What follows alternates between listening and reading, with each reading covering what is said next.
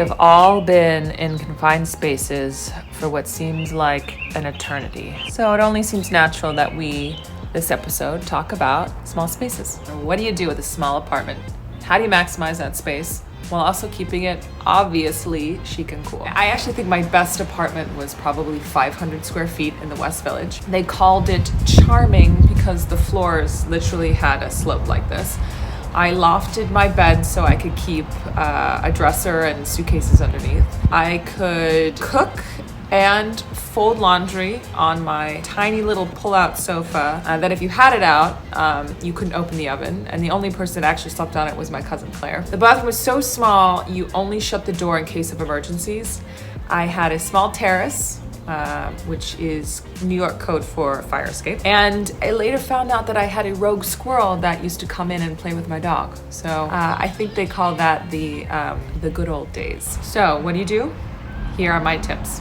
Number 1, mirror. It doesn't mean line that wall with a mirror. It could be a small mirror as an accent piece, or a side table with an antique to mirror top, or something with reflective glass like a coffee table. It could mean vases or decor that has a reflective quality. Even a small piece will shine, and that reflection adds and opens up a space. Number 2, consider furniture that is elevated, meaning it has legs. If every piece is large and chunky, it'll seem rooted to the ground and not let your eye travel, which I talked about on an earlier episode and feel that is very important. However, not everything should have legs. Otherwise, it might feel like your furniture is gonna walk on out of there. Number 3, think of designing a small space like a boat. Every single inch needs to be considered, and nothing is chosen without an intention. And a lot of pieces might have a double function, so you have to maximize your efficient storage solutions. Sometimes, the best thing is to design pieces specifically for the space and have those made. It might cost a little bit more, but every inch then is being used. This plays true specifically to the kitchen, closets, and bathroom. But don't just have a cabinet that collects junk. You know what I'm gonna say, then get rid of it. Number 4, color can unify a space and make it feel larger, so don't be afraid to take a risk there. You can always paint it another color down the line. I recommend painting 2 samples on boards that you can move around, and that way you can place them in a spot that gets a lot of light and a place that doesn't. Then you can go visit at various times of the day.